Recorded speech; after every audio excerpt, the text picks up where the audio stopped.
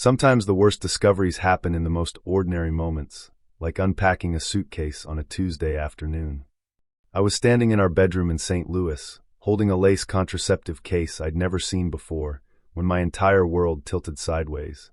The suitcase lay open on our bed, Melinda's clothes from her Paris work trip scattered across the comforter. Among the fabric samples and design magazines were items that didn't belong in my wife's life, or at least, not in the life I thought we shared. My name is Ruben, and I'm a risk management expert. Ironic, isn't it? I spend my days identifying potential threats for corporate clients, calculating probabilities, creating contingency plans. Yet I completely missed the risks festering in my own home. Melinda and I had been married for 8 years, with 2 kids, Emma, who was 6, and Tyler, who was 4. We lived in a comfortable 2-story house in a quiet neighborhood, the kind of place where kids rode bikes in the street and neighbors waved from their porches. Melinda worked as an interior decorator, and she was good at it. Really good. Her talent for transforming spaces had earned her a growing reputation, and recently, she'd been landing bigger projects. This Paris trip was supposed to be her biggest break yet, a consultation with a luxury hotel chain looking to redesign their European properties. She'd been gone for 10 days, and I'd handled everything at home. The kids' routines, meals, bedtime stories. I was proud of her success, happy to support her career. She'd arrived home that morning, exhausted but glowing, talking about the architecture, the meetings, the inspiration she'd gathered. After lunch, she'd gone to pick up the kids from school while I worked from home. I'd offered to unpack for her, a small gesture, I thought, to welcome her back. She'd hesitated, said she'd do it later, but I'd insisted. I wanted to help. That's when I found them. The contraceptives. The lingerie, black lace, expensive, tags still attached, from a boutique I didn't recognize.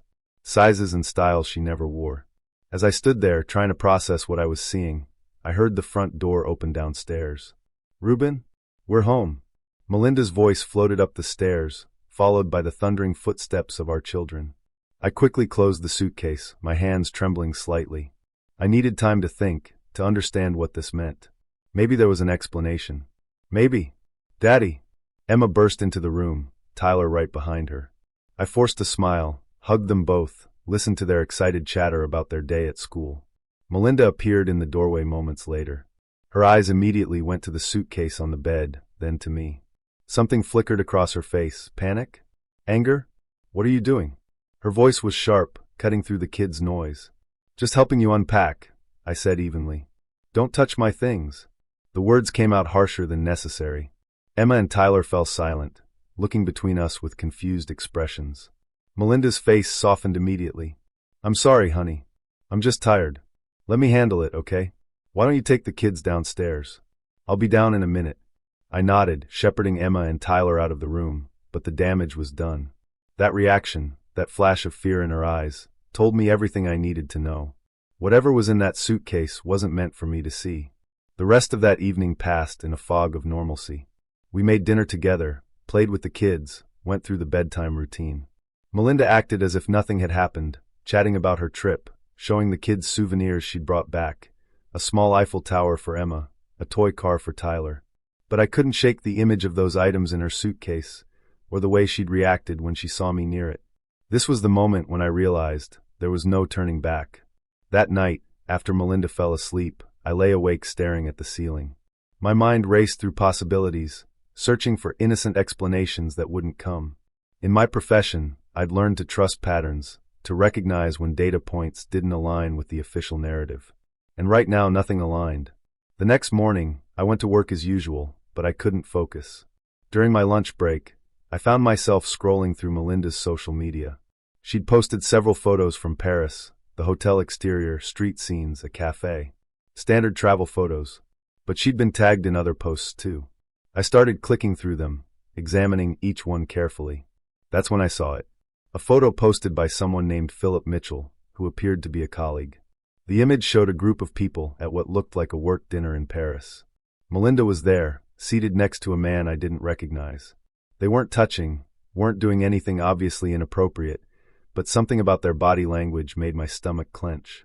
The way they angled toward each other, the way they seemed to exist in their own bubble despite being in a group setting. I clicked on Philip's profile.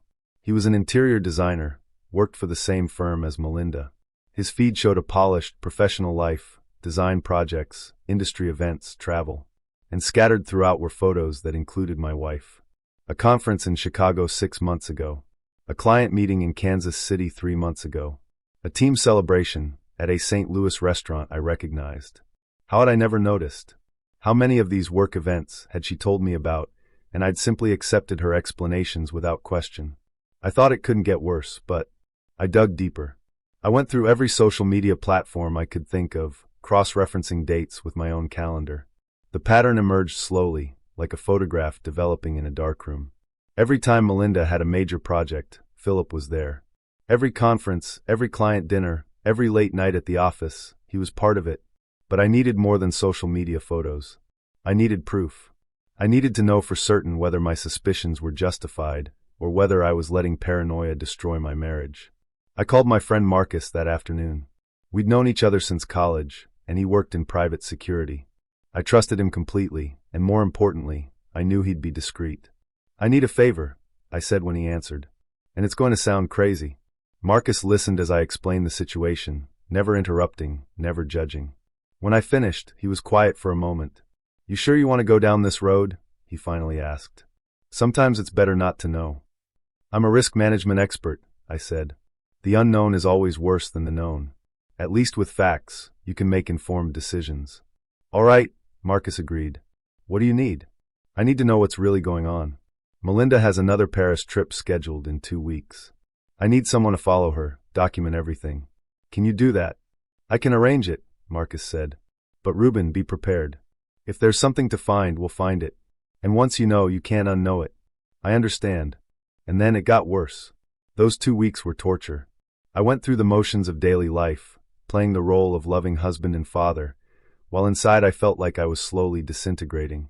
Every time Melinda mentioned the upcoming trip, every time she talked about the project details, I wondered what she was really saying. What was truth and what was cover story? I watched her more carefully now, looking for signs I'd missed. She seemed normal, loving, engaged with the kids, affectionate toward me.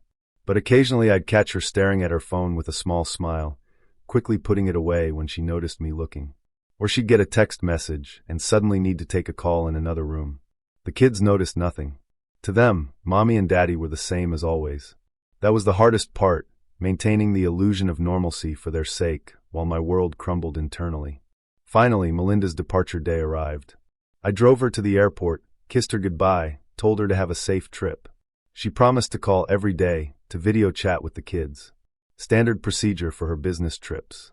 As I watched her disappear into the terminal, I pulled out my phone and texted Marcus. "She's on her way." His response came immediately. "My contact in Paris is ready. You'll have updates daily." And so the surveillance began. Marcus had hired someone in Paris, a professional who specialized in corporate investigations. The first day brought nothing unusual. Melinda checked into her hotel, attended meetings, had dinner with clients. All exactly as she described in our evening phone call. The second day was similar.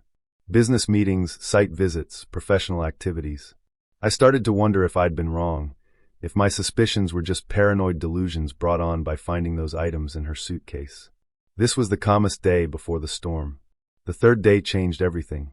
Marcus's contact reported that Melinda had left her hotel in the evening, but not for a business dinner. She'd gone to a different hotel, a boutique place in the Marais district. The contact followed discreetly and confirmed what I'd been dreading. She met Phillip Mitchell in the lobby. They embraced, not a professional greeting, but an intimate one. They went upstairs together. They didn't come down for 4 hours.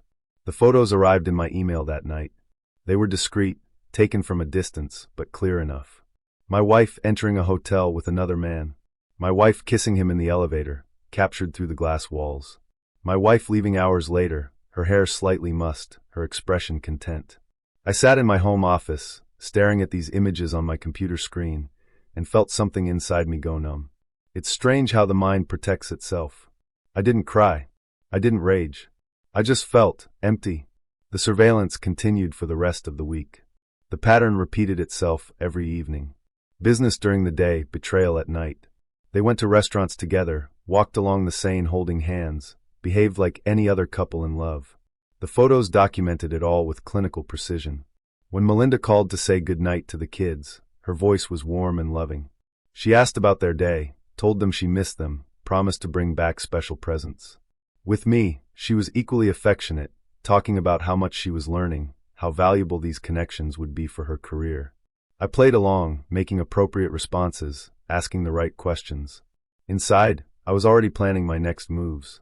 Risk management isn't just about identifying threats. It's about developing strategies to mitigate them. And right now, I needed a strategy. My reaction would shock even her friends. Melinda returned from Paris on a Sunday afternoon. I picked her up at the airport with the kids, who ran to hug her, excited about their presents. She looked radiant, happy, glowing with what I now recognized as the aftermath of an affair. The thought made me sick, but I kept my expression neutral, my voice warm. That evening, after we'd put the kids to bed, we sat together on the couch like we'd done thousands of times before. Melinda curled up against me, talking about her trip, about the opportunities it had opened up. "I'm thinking about taking on Phillip as a formal design partner," she said casually. "He's incredibly talented, and we work so well together. It would mean more travel, but also bigger projects, better clients." I made a non-committal sound, my mind racing. She was planning to formalize her professional relationship with him. Maybe planning more. "What do you think?" she pressed. "I think we should talk about it more seriously," I said. "It's a big decision that affects the whole family." She kissed my cheek. "You're so supportive. I'm lucky to have you." The hypocrisy was breathtaking.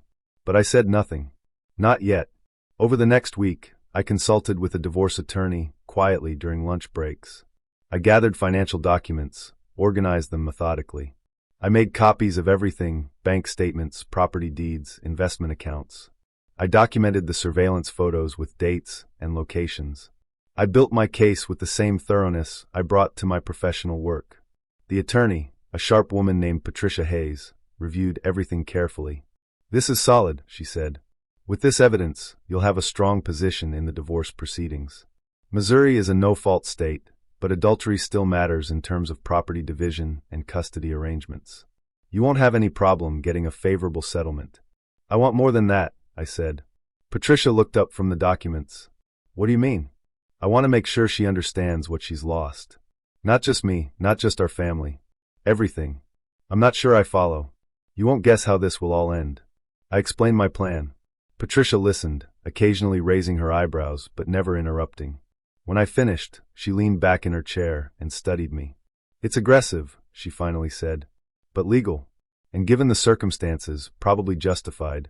You're sure about this?" "Completely." The next phase began immediately. I started documenting everything about Melinda's work relationship with Phillip. I researched the company they worked for, a prestigious design firm with strict policies about workplace relationships and conflicts of interest. I discovered that Phillip was married too, with a family of his own in Chicago. I also learned something interesting. The Paris project, the one Melinda had been so excited about, was actually primarily Phillip's project. He was the lead designer. Melinda had been brought on as a consultant. The way she described it to me, she was the primary contact, the driving force. Another lie. I reached out to Phillip's wife through a carefully crafted anonymous email. I didn't reveal my identity, but I included enough information, dates, locations, photos from public social media posts, to make it clear that her husband was having an affair. I suggested she might want to look more carefully at his travel schedule and who he was traveling with. Then I waited. It took 3 days for the explosion to occur. Phillip's wife confronted him. According to what I learned later, she'd hired her own investigator, who confirmed the affair. She filed for divorce immediately, and more importantly, she contacted Phillip and Melinda's employer. The design firm took workplace affairs seriously, especially ones involving project collaborations where conflicts of interest could arise. When they investigated, they discovered that Phillip had been misrepresenting his role on several projects, inflating his contributions while minimizing those of other team members, including Melinda. He'd also been padding expense reports from their trips together. The firm fired Phillip within a week, and Melinda, as his frequent collaborator and the other party in the affair, found herself under intense scrutiny. Several of her projects were reviewed. Her reputation, which she'd worked so hard to build, began to crumble. After this moment, her life would never be the same. I waited until all this had unfolded before I made my move. One evening, after the kids were asleep, I sat Melinda down in our living room. She'd been stressed lately, her phone constantly buzzing with crisis calls from work, her mood swinging between anxiety and anger. "We need to talk," I said calmly. She looked at me warily. "About what?" I placed a manila envelope on the coffee table between us. "About your trip to Paris, and all the other trips." Her face went pale. "Ruben, I don't know what you—" "Don't," I interrupted. "I have photos, dates, hotel records, witness statements. I know about Phillip. I know about the affair. I know everything." The silence that followed was deafening. Melinda opened her mouth, closed it, opened it again. Tears started streaming down her face. "How long have you known?" she finally whispered. "Since the day you came back from Paris. When I found the contraceptives and lingerie in your suitcase." "I can explain." "I don't want your explanations," I said, my voice still eerily calm. "I want you to listen to what's going to happen next." I opened the envelope and pulled out the divorce papers. "I'm filing for divorce. Given the evidence of adultery, I'll be seeking primary custody of the children, the house, and a favorable division of all marital assets. My attorney is confident we'll get it." Melinda was crying harder now, reaching for me, but I moved back. "There's more," I continued. "Phillip has been fired. His wife is divorcing him. And I suspect his professional reputation is permanently damaged. As for you, well, your firm is investigating your projects with him. I imagine your career is going to take a significant hit." "You did this," she breathed, horror dawning in her eyes. "You orchestrated all of this." "I managed the risks," I corrected. "That's what I do." "You introduced a threat into our family, our life." "I neutralized it." "Ruben, please. The kids." "The kids will be fine," I said firmly. "They'll live primarily with me. You'll have visitation rights, of course. But they deserve stability, and right now you can't provide that." What happened next was worth hearing. She begged. She pleaded. She promised to end things with Phillip, to go to counseling, to do whatever it took to save our marriage. But I was unmoved. Some bridges, once burned, can't be rebuilt. Some betrayals can't be forgiven. The divorce proceedings moved forward swiftly. With the evidence I'd gathered, there was little Melinda could contest. She'd violated the marriage in the most fundamental way, and the consequences were clear. I got primary custody of Emma and Tyler. I got the house. The asset division favored me significantly. But the professional fallout was perhaps the most devastating for her. Her firm, unwilling to be associated with the scandal, quietly let her go. She'd been using her maiden name professionally, which helped shield her from some of the damage, but in the tight-knit world of interior design, word spread quickly. Projects dried up. Clients canceled contracts. The career she'd been so proud of, the success she'd achieved, began to evaporate. Phillip's situation was even worse. His wife took him to court aggressively, and with his job loss and reputation damage, he struggled to maintain his lifestyle. The affair that had seemed so exciting, so passionate in Paris, turned out to be just another workplace cliché, one that cost both of them everything. I heard through mutual contacts that Melinda had reached out to Phillip after everything fell apart, hoping they might at least have each other. But Phillip, facing his own divorce and career destruction, wanted nothing to do with her. He blamed her for his situation, claiming she'd pursued him, that he'd been weak but she'd been persistent. Whether that was true or just his attempt to salvage his own narrative, I didn't know. And I didn't care. What I knew was that the affair, which had seemed worth risking everything for, had left them both with nothing. The ending to this story surprised even me. 6 months after the divorce was finalized, I was settling into a new routine with Emma and Tyler. They were adjusting well, all things considered. Kids are resilient, more than adults give them credit for. Melinda had regular visitation, and while things between us were strained, we managed to co-parent civilly for their sake. One Saturday afternoon, while the kids were at a birthday party, I received an unexpected visitor. It was Rachel Mitchell, Phillip's ex-wife. We'd never met in person, though I'd been the one to trigger her investigation into her husband's affair. "I hope you don't mind me coming by," she said when I opened the door. "I got your address from the attorney who handled some of the cross-filing between our divorces." I invited her in, curious about what she wanted. We sat in my living room, the same room where I'd confronted Melinda months earlier. "I wanted to thank you," Rachel said. "What you did, sending me that information, it gave me the chance to protect myself and my kids before things got even worse."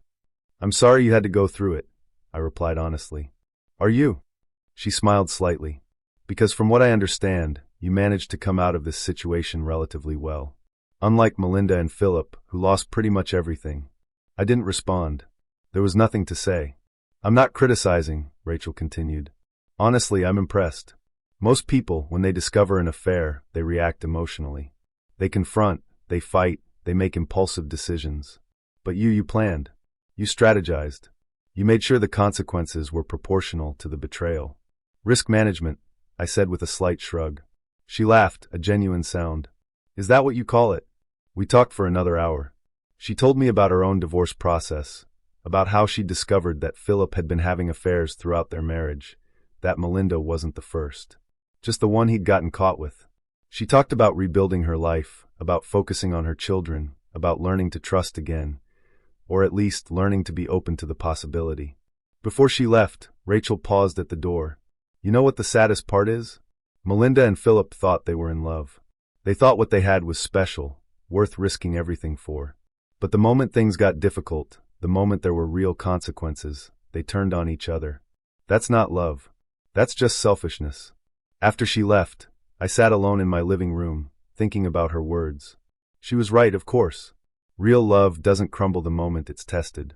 Real commitment means staying even when it's hard, even when temptation presents itself.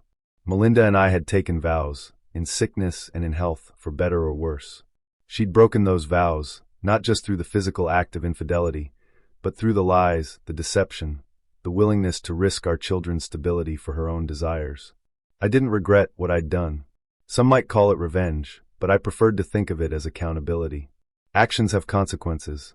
Betrayal has costs, and sometimes those costs are steep.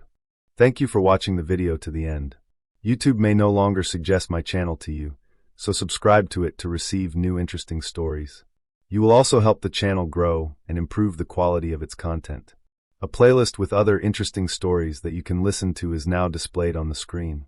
You can also write in the comments what stories you would like to see on the channel.